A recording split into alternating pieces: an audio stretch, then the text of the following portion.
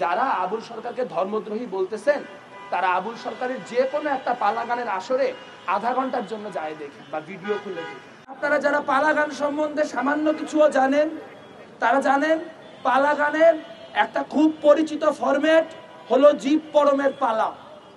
সেই জীব পরমের পালায় এক পক্ষ জীবের হয়ে আল্লাহর প্রতি, সৃষ্টিকর্তার প্রতি তার যে সকল প্রশ্ন, বিভিন্ন রকম ধর্মতাত্ত্বিক জ্ঞানের মধ্যে যেই ধরনের ফাঁক ফোকর আমাদের সীমিত মাথায় এসে উপস্থিত হয় সেগুলা আকুতির মতো করে, প্রশ্নের মতো করে তুলে ধরেন এবং সেই তুলে ধরার প্রক্রিয়ায় কখনো কখনো অভিমান, রাগ, ক্রোধ সবই দেখা যায় এবং তারপরে যখন পরম উত্তর দেন তখন তিনি সেসব প্রশ্নের মীমাংসা করেন এবং তার মধ্য দিয়ে আসলে কোন জ্ঞানতাত্ত্বিক প্রয়োজনে এই প্রশ্নগুলো উত্থাপন করা হয়েছিল সেটা বোঝা যায়।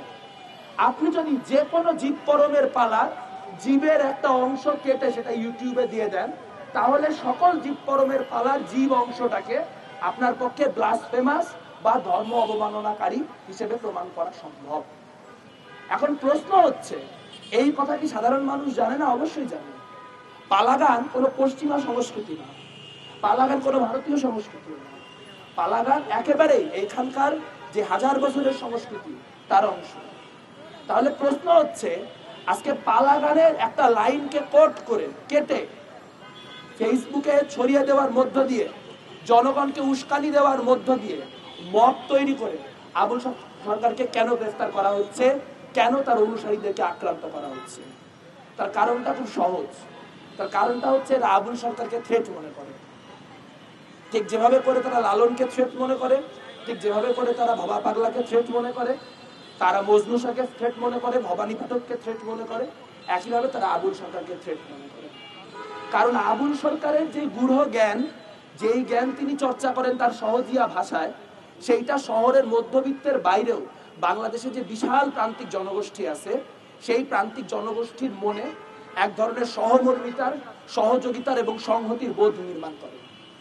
আজ যদি বাংলাদেশটাকে তালিবানের বাংলাদেশ বানাইতে হয়, আর যদি বাংলাদেশটাকে আইসিসের বাংলাদেশ বানাইতে হয়, তাহলে প্রথমেই আবুল সরকারদেরকে নির্মূল করতে হবে এবং আবুল সরকারদের পক্ষে যারা কথা বলে তাদেরকেও ধর্মদ্রোহী ট্যাগ দিতে হবে।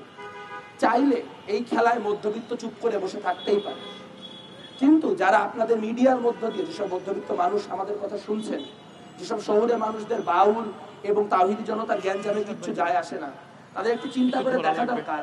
আপনারা ইউটিউব খুলে কোক স্টুডিওতে যায় শিকওয়া এবং জবাবে শিকওয়া শোনেন। সেখানে শিকওয়ায় আল্লামা ইকবাল যে লাইনগুলি লিখছেন সে লাইনগুলি কোনো অর্থেই কম ব্লাসফেমাস না। যদি আমি আবুল সরকারের কথাকে ব্লাসফেমাস বলি তাহলে সেগুলোও সবই ব্লাসফেমাস। আমরা রাষ্ট্রীয় উদ্যোগে আপনার রাহাত ফাতে আলী খানকে বাংলাদেশে নিয়ে আসবো, সেখানে শিরক খুঁজে পাবো না, কিন্তু সারা দেশে কোথাও হেফাজতে ইসলামের কারণে লালনের গান আর ঠিক মতো করে হবে না, কারণ সেইটা শিরক। তার মানে আপনি যদি উচ্চবিত্ত হন, আপনি যদি একটু উর্দুটা, হিন্দিটা, ইংলিশটা ভালো করে পড়তে পারেন, বুঝতে পারেন, তাহলে আপনার সংস্কৃতি চর্চার অধিকার আছে। কিন্তু বাউলের কোনো সংস্কৃতি চর্চার অধিকার নাই, বাংলাদেশের গ্রামীণ মানুষের কোনো সংস্কৃতি চর্চার অধিকার নেই। যারা আবুল সরকারকে ধর্মদ্রোহী বলতেছেন তারা আবুল সরকারের যে কোনো একটা পালা গানের আসরে আধা ঘন্টার জন্য যায় দেখেন বা ভিডিও খুলে দেখেন। ওইখানে যারা জমায়েত হয় সেই মানুষগুলি কারা? সেই মানুষগুলি সমাজের সেই ভক্তিভাব সম্পন্ন সাধারণ হিন্দু মুসলমান মানুষ যারা তাদের আধ্যাত্মিক জ্ঞানের জন্য স্পিনোজা পড়ে দেখতে পারেন না, যারা তাদের আধ্যাত্মিক জ্ঞানের জন্য অন্য ভাষার এই ধরনের শিল্প অ্যাক্সেস করতে পারেন না। আপনি বাংলাদেশের প্রান্তিক যে মানুষ, সেই প্রান্তিক মানুষের সংস্কৃতি চর্চার অধিকার কেড়ে নিচ্ছেন।